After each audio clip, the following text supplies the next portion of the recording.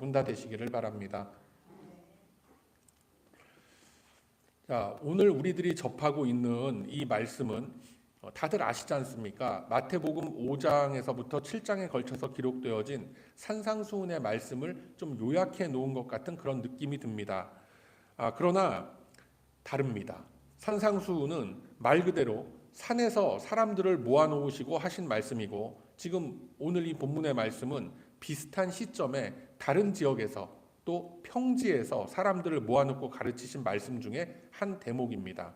자, 그렇다면 산상수훈이 마태복음에 기록이 되어져 있고 누가복음에도 거의 흡사한 말씀이 똑같이 기록이 되어 있다라고 한다면 그 이유가 뭘까요?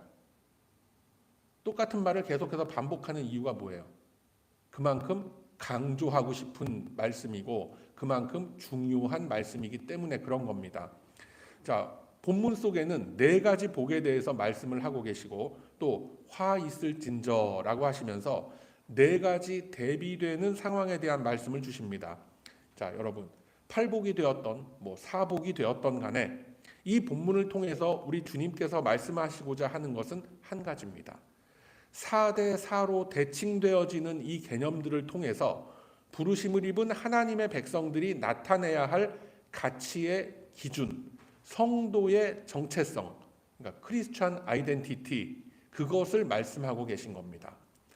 해서 본문을 보면 가난한 자, 줄인 자, 우는 자, 욕을 당하고 버림받은 자와 그 대칭점에 있는 부요한 자, 배부른 자, 웃는 자, 칭찬받는 자가 서로 대비가 돼서 나타납니다.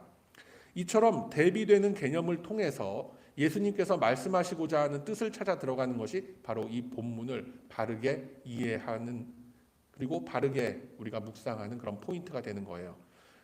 자, 여러분, 이 땅에 예수 그리스도께서 성육신 하셨던 그 이유는 하나님이 통치하시는 그 손길을 우리의 인생 속에서, 더 나아가서는 인류 역사 속에서 구체화시키기 위한 것입니다.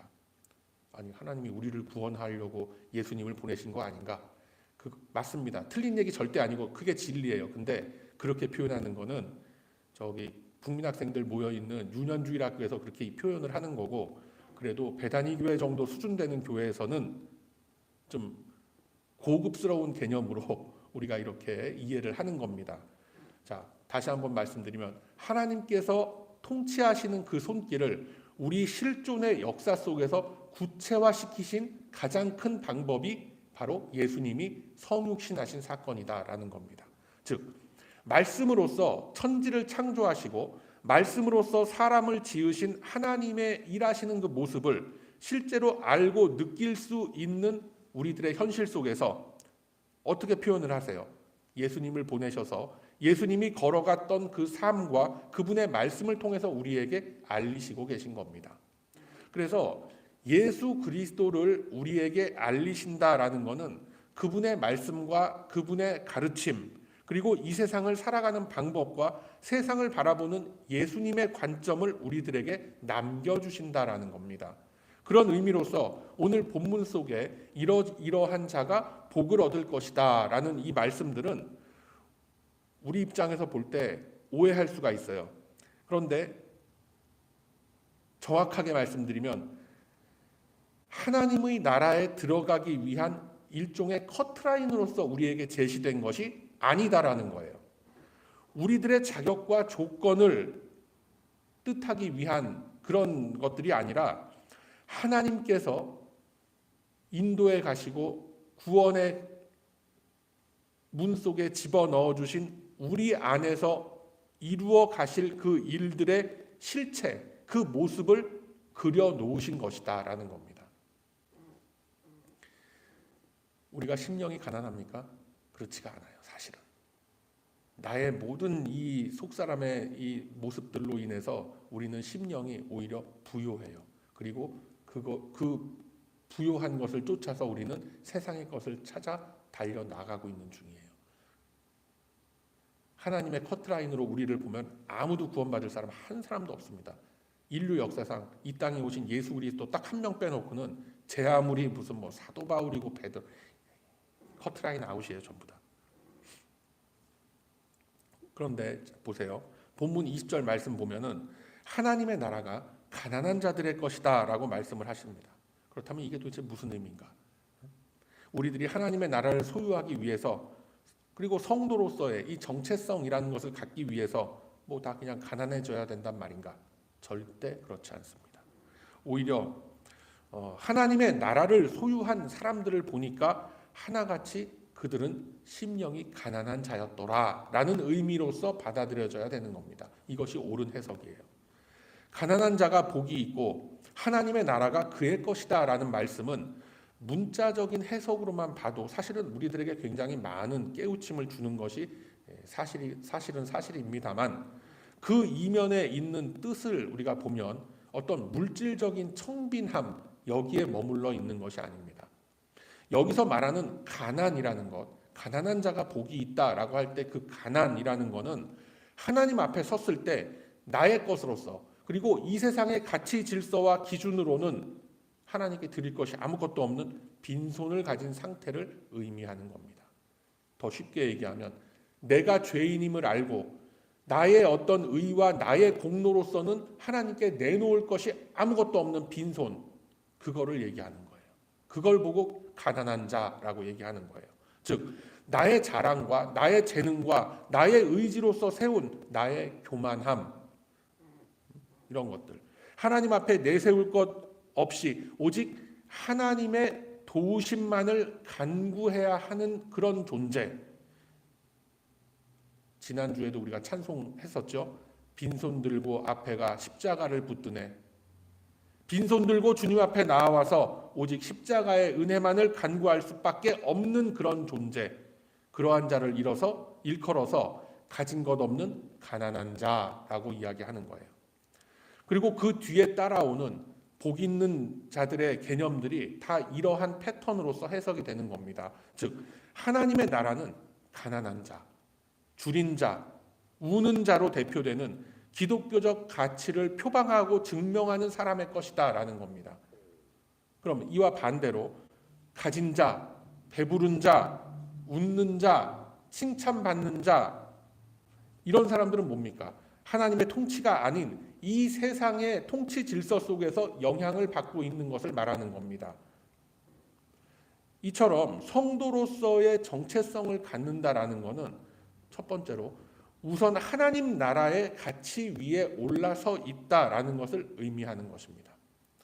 그 위에 올라서 있을 때 우리 주님의 손길은 우리를 하나님 나라의 그 깊은 지경까지 인도해 나아가시는 거예요. 반대로 이 세상의 가치와 이 세상의 것들을 소유했음을 나타내는 것이 바로 24절 이하에 나타나는 화 있을진저라고 하시면서 그 네 가지 저주가 나오는데 그거를 말씀하시는 거예요. 부요한 자, 배부른 자, 웃는 자, 칭찬받는 자의 자리에 서는 것은 하나님 나라로 가는 것이 아니라 그 반대로 가는 열차에 올라타고 있는 겁니다. 그래서 이러한 대비를 볼 때 하나님의 나라와 이 세상이 지배하고 있는, 이 세상의 가치 질서로서 지배되어지고 있는 나라라는 것은 선명하게 구분되어짐을 우리가 볼 수가 있는 겁니다. 여러분, 이 세상의 가치가 다스리는 곳의 특징이 뭘 것 같아요? 이 세상의 가치가 다스리는 곳의 특징은 강제성이 있는 거예요. 강제성. 강력한 컨트롤을 통해서 침묵을 강요하고 평화를 지켜냅니다. 그걸 뭐 공권력이라고도 얘기를 하는데, 그리고 그런 것들을 놓고 정의가 실현됐다라고 이야기합니다. 그게 이 세상 나라의 가치 질서 속에서는 가능한 얘기예요. 그러나 성도가 속해 있고 예수 그리스도가 통치하고 있는 그런 나라에서는 그것이 아닙니다. 하나님 나라의 가치로서 다스려지는 곳은 강제적이고 폭력적인 통제가, 어떤 그런 강압적인 컨트롤이 이루어지는 곳이 아니다라는 것을 말씀하고 있는 거예요. 하나님의 나라 아니나 이 세상의 나라나 사실 어떻게 보면 다 똑같은 걸 말하고 있어요. 뭐 사회적인 평등을 말하고 있고 뭐 복지가 어쩌고 그런 거 다 얘기합니다. 공평과 정의라는 것을 하나님 나라에서도 말하고 이 세상 나라에서도 분명히 말합니다. 그것을 놓고 다른 말로는 뭐 국태민안 뭐 이런 말로도 표현도 하고 하는 거예요. 그런데 그러한 것들을 그런 공평과 정의를 어떻게 이루어 가야 할 것인가라는 것에 대해서는 서로가 전혀 다른 방법이 동원되는 겁니다. 이 세상의 나라들을 보세요. 정의를 이루기 위한 방법으로 뭐를 사용합니까? 물리적인 힘을 사용하는 겁니다. 강제적인 힘을 동원해서 자신이 옳다고 생각하는 그런 가치를 지키기 위해서 노력들을 하는 겁니다. 그래서 이 세상의 세속 정권들은 백성들 위에 군림하게 되어 있고 통치의 이념과 어떤 이데올로기를 백성들에게 강하게 주입을 시키는 거예요. 그리고 무한 경쟁을 시킵니다. 왜 그러겠어요? 바로 자신들의 이득을 위해서 그렇게 하는 거예요. 그 권력을 계속 연장해 가기 위해서.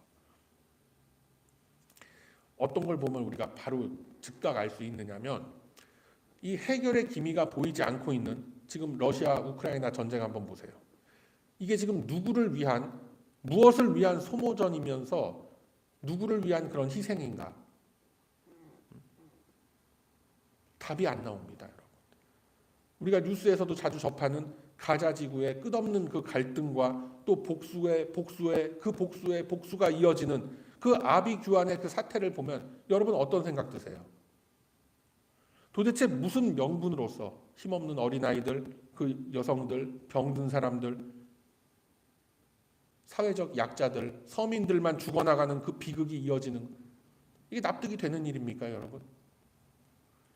이러한 세상 권력이 말하는 힘의 논리라는 거에 대해서 성경은 이렇게 말씀합니다. 찾으실 수 있는 분 한번 찾아보세요. 마태복음 20장 25절에서부터 27절의 말씀을 보면 이렇게 말씀합니다. 제가 보도록 하겠습니다.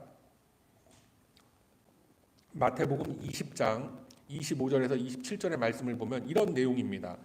이방인들의 집권자들은 너희를 임의대로 다스리고 그 대리인들이 너희들에게 권세를 부리는 것을 이미 다 알고 있지 않느냐. 그러나 너희 중에서는 누구든지 큰 자가 되려거든 너희 안에서 섬기는 자가 되어야 한다. 으뜸이 되려거든 먼저 종이 되어야 한다라고 말씀을 하는 겁니다.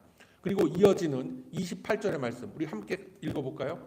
마태복음 20장 28절의 말씀 함께 읽습니다. 시작. 인자가 온 것은 섬김을 받으려 함이 아니라 도리어 섬기려 하고 자기 목숨을 많은 사람의 대속물로 주려 함이니라. 아멘.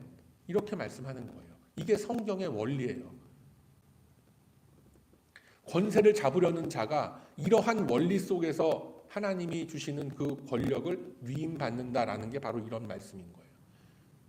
섬김을 받으려 함이 아니라 섬기기 위해서, 자기를 대속물로 바치기 위해서 권세를 잡는다라고 하는 겁니다.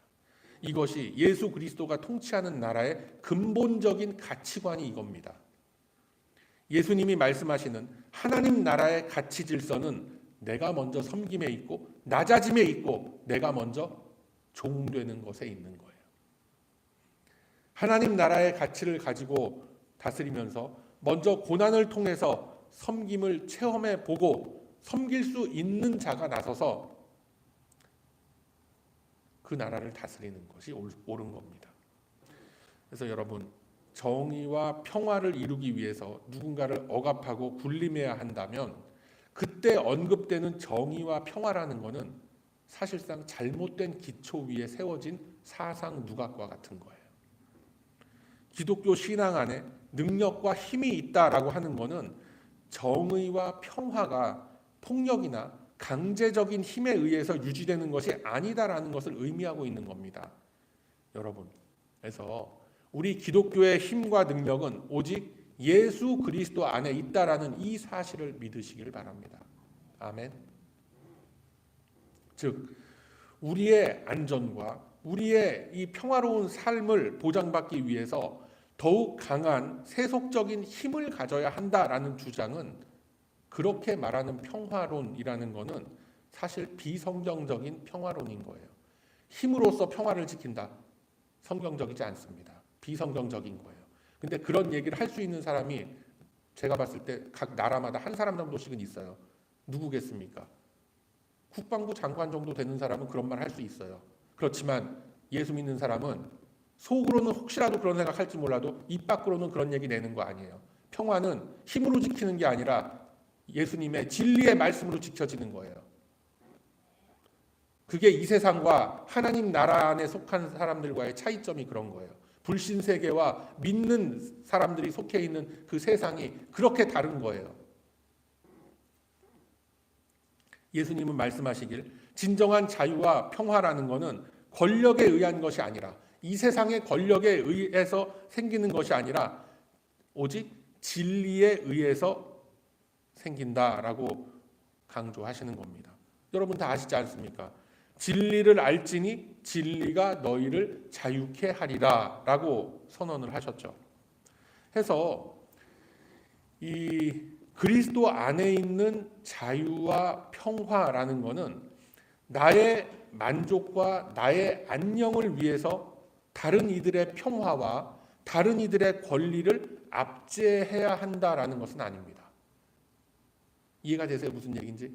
자, 그렇다면은 이 사실을, 이 진리를 놓고 지금 벌어지고 있는 러시아 우크라이나 전쟁, 가자 지구의 그 아비규환 같은 사건들, 그리고 질서를 지킨다라고 하면서 평온한 일상을 다 깨고 아무 선량하게 죄 없이 선량하게 살아가고 있는 그냥 연약한 이 사람들, 서류가 미비됐다 그래갖고 내리 그냥 막 단속기하고 내쫓고 막 무기를 지원하고 하는 그런 일들이 성경적이에요? 성경적이지 않아요?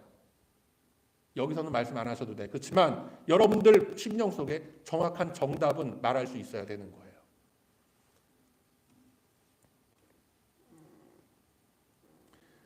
우리들이 바라보고 있는 이 세상의 권력은 어떻습니까? 여러 가지 이유와 명분을 대고 있지만 결국 추구하는 게 뭐예요? 그들이 자신들, 즉 자기가 속해 있는 이익 집단과 권력 집단의 유지와 질서를 위한 것뿐입니다. 그것이 바로 이 세상의 불신 세계의 나라들이 갖고 있는 가치 추구의 한계라는 거예요. 물론 우리 기독교 역사 속에도 암흑기가 있었고 부끄러운 역사의 장면들 많이 있었습니다. 여러분, 십자군 전쟁이 왜 일어났겠어요? 그 죄 없는 사람들, 그게 지금 이어지고 이어져서 지금 가자 지구의 그 사태를 일으키고 있는 거 아니에요? 성지 회복이다라는 그런 명분을 내세우긴 했지만 사실은 지중해 지역에, 지중해 연안에 무역권을 확보하기 위해서 그 십자군 전쟁을 일으킨 거예요. 쭉 시대가 흘러서 19세기 서구 열강들의 그 식민지를 침탈하고 자신들의 배를 불리려는 그런 모습에 선교라는 명목으로 치열한 정보전을 벌여서 결국은 제3세계 국가들을 합법적으로 수탈하는 흑역사를 벌이기도 했던 겁니다.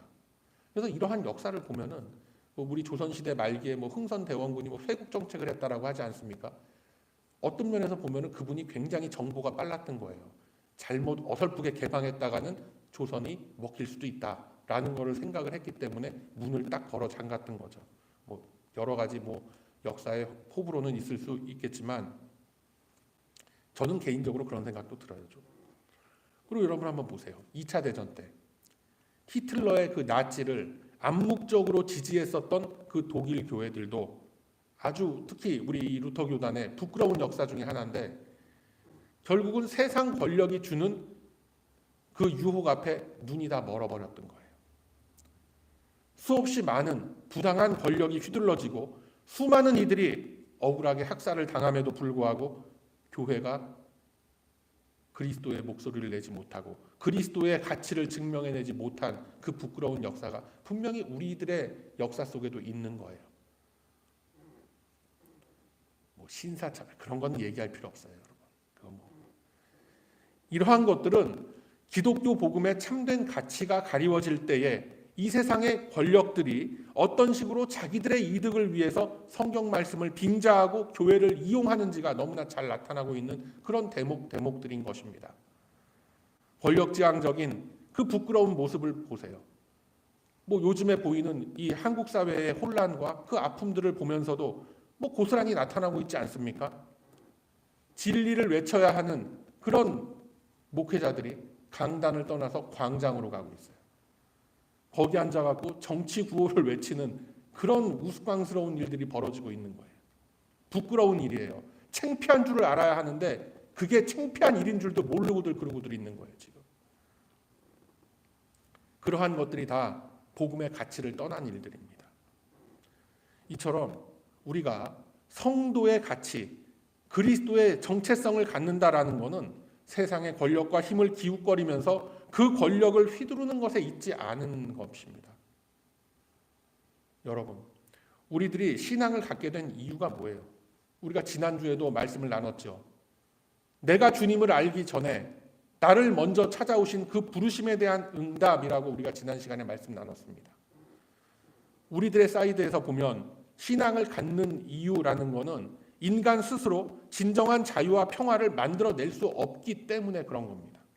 진정한 자유와 평화는 오직 예수 그리스도 안에만 있는 줄로 믿습니다.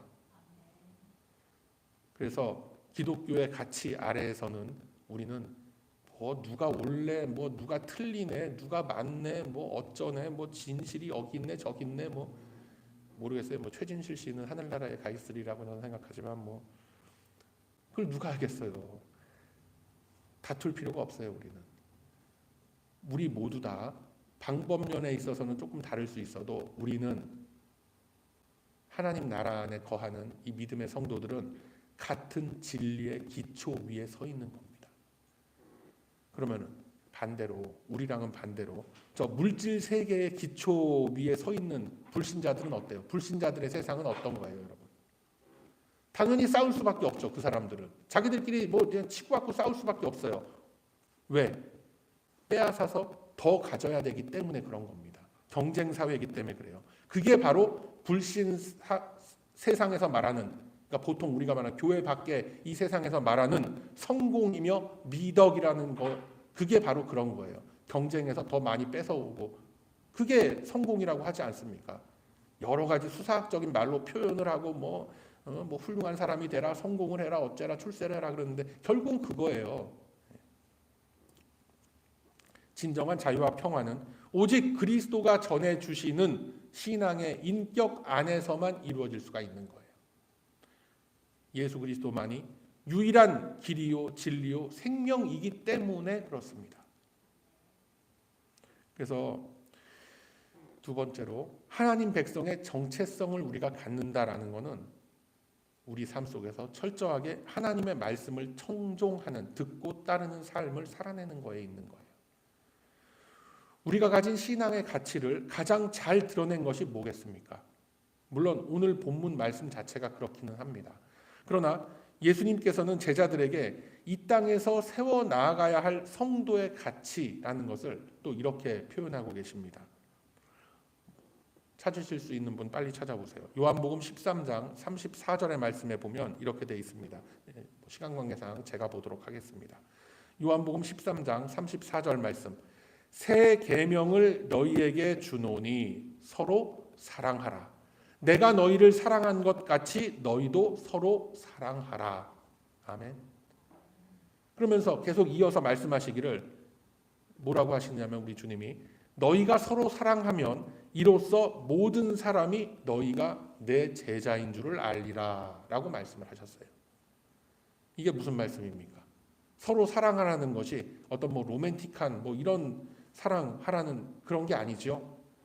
오래 참고 온유하고 투기하지 말고, 그러니까 질투하지 말고, 자랑하지 말고, 교만하지 말고, 무례하게 행하지 않고, 자기의 유익을 먼저 구하지 않고 진리와 함께 기뻐하는 것, 이것을 사랑하라라고 하시는 거예요. 이것이 사랑함으로써 하나님 백성됨의 정체성을 모든 사람 앞에서 드러내는 방법이 되는 것입니다.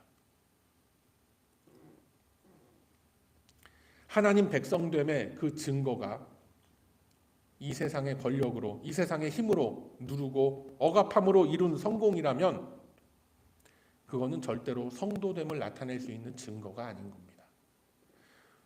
우리들은 알고 있기를 열심히 기도에 임하는 것이 하나님과 깊은 교제를 하는 방법이고 성도됨의 영성을 유지해 나아가는 길이라고 생각합니다. 맞는 말입니다. 이거밖에 방법이 없어요. 그런데 우리가 보통 보면 뭘 놓고 기도를 합니까?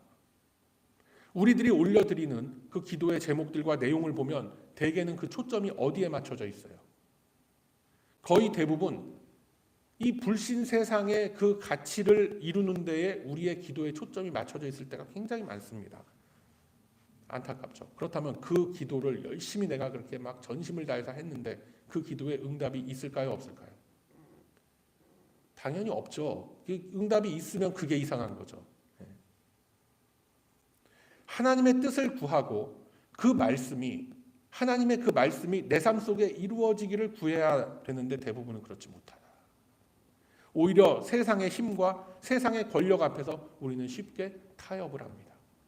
앞서 말씀드린 것처럼 세상의 힘 앞에, 세상의 권세 앞에 굴복하고 타협하는 모습들을 통해서 하나님과의 교제를 이루기보다는 권력이 주는 힘, 물질이 주는 힘과 가까운 거리를 유지하면서 언제든지 그쪽으로 딱 말을 바꿔 탈 그 준비를 하고 이렇게 있는 거예요. 눈치만 싹 보면서.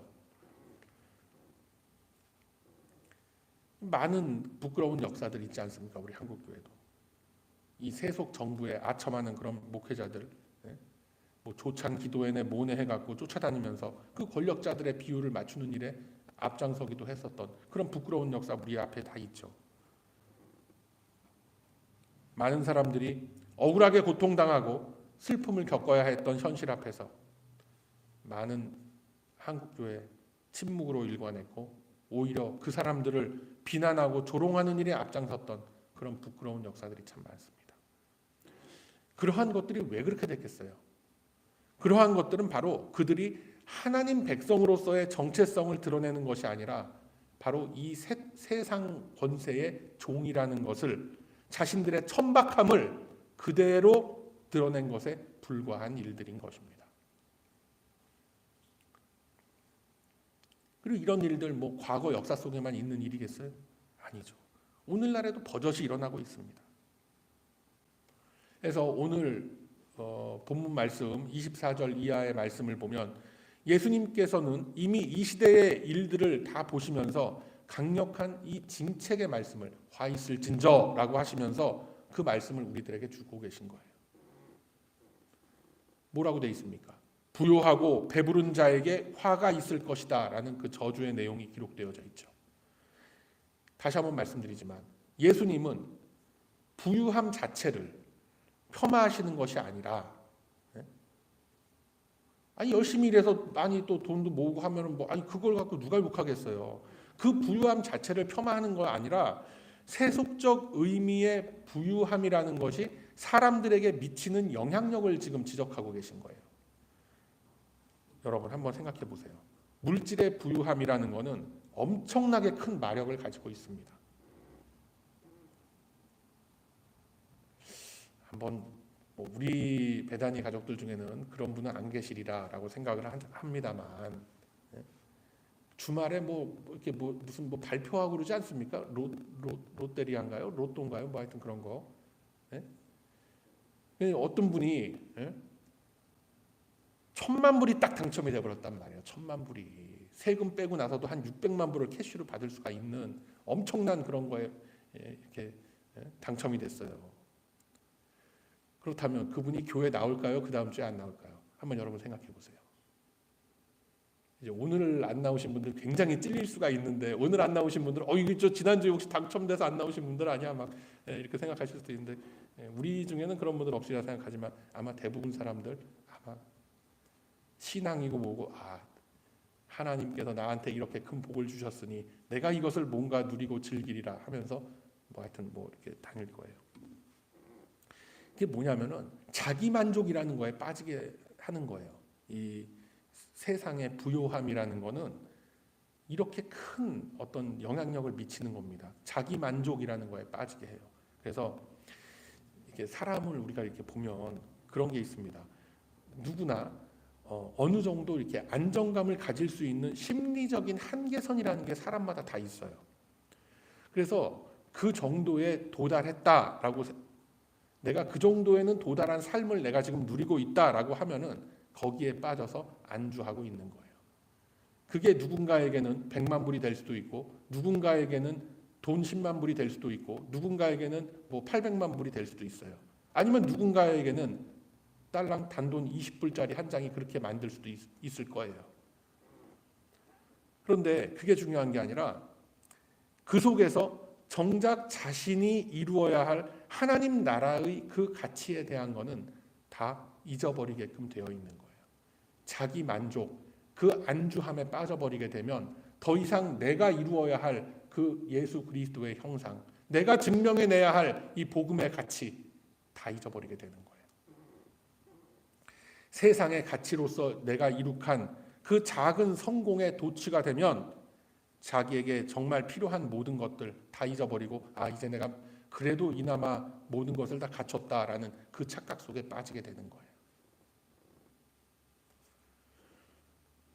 하나님의 길보다는 현재 자신이 누리고 있는 이 세상적인 것들의 육신의 것들의 평안함 속에서 이미 위로를 다 받고 그렇게 있는 거예요. 그래서 거지 나사로와 부자의 얘기가 거기서 나오는 겁니다, 여러분. 이미 너는 네 복을 여기서 다 누리지 않았느냐라고 예수님이 말씀하시잖아요. 돈이 많아서 부자가 아니라 그 자기 만족에 빠져서 하나님 나라의 가치 질서를 잃어버린 게 그 나사로와 대비되는 그 부자였던 거예요. 그래서 이 세상의 육신의 것들을 통해서 성취감을 얻고자 하는 사람들은 바로 그들이 그렇게 원하는 그 물질이, 그 세상의 가치 질서가 그들이 얻게 될 유일한 보상인 겁니다. 그리고 그 자리에 더 이상 하나님의 위로와 하나님의 평안이 머물 자리를 스스로 발로 차버리는 거예요.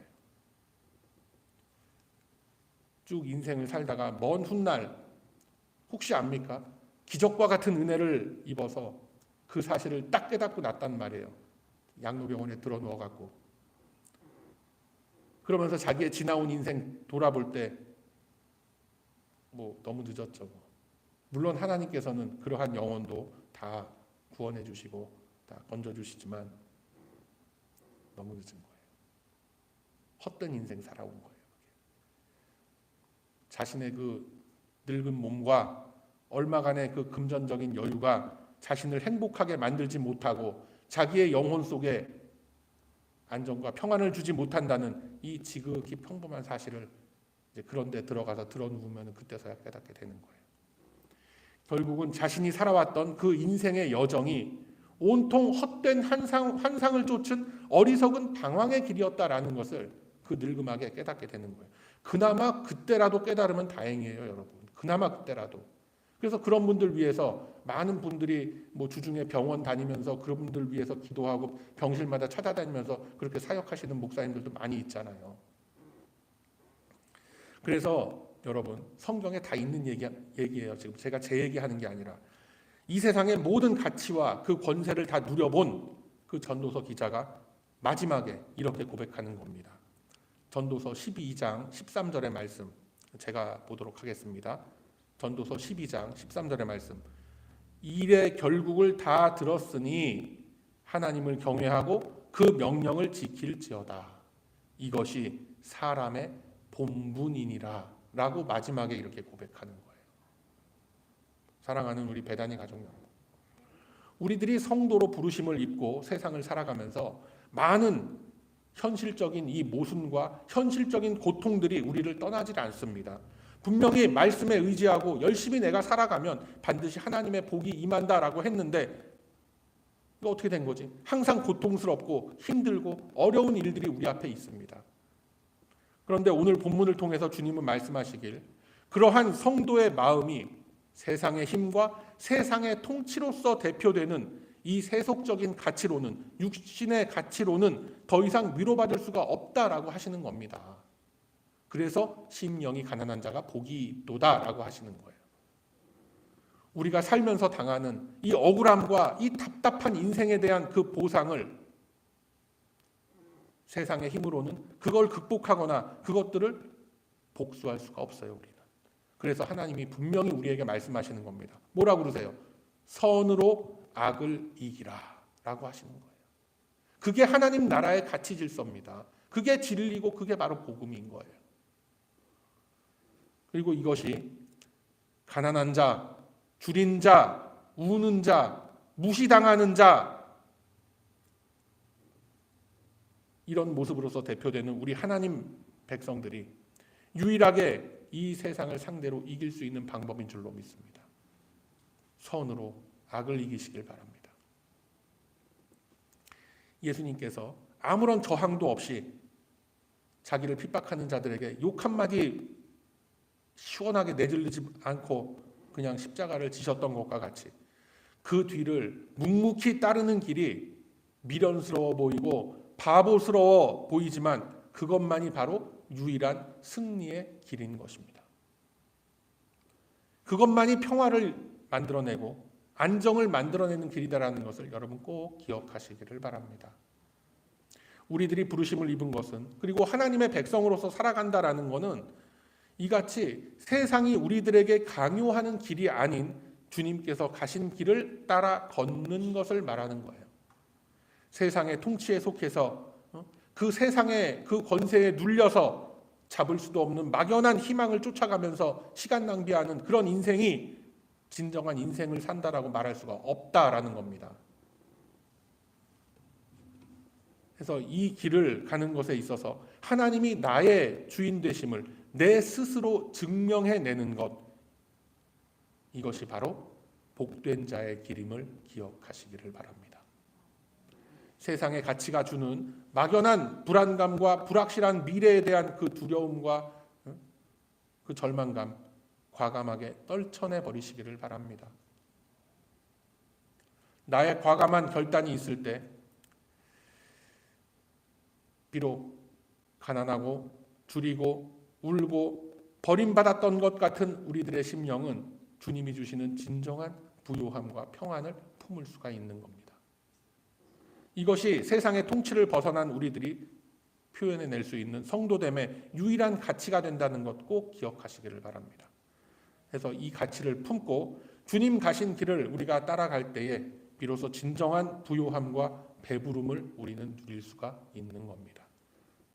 주 안에서 웃을 수 있고 주 안에서 칭찬받을 수 있는 자리에 설 수 있게 되는 겁니다. 그래서 그 길 위에 함께 서서 내가 하나님의 백성임을 증언하는 자리에 함께 나아가는 저와 여러분이 다 되시기를 소망합니다. 그 믿음으로써 이 세상의 가치를 따르면서 방황하는 인생이 아니라 주께서 예비하신 복 있는 자의 자리에서 주님을 증거하시기를 바랍니다. 우리들을 이 세상으로부터 구별하여서 불러내신 우리 주님의 그 끝없으신 사랑은 때로는 넘어지고 때로는 슬픔에 잠겨 있을 때에도 변함없이 저와 여러분을 인도해 나아가실 것입니다. 그러함으로 이제는 우리 주께서 다스리시는 하나님 나라의 가치를 쫓음으로 주님 안에서 허락된 부요함과 그 기쁨과 그 격려를 마음껏 누리시며 오직 주님의 영광을 위하여서 살아가는 저와 여러분의 값어치 있는 이 인생길이 다 되시길 이 아침에 주님의 이름으로 축원드립니다. 아멘.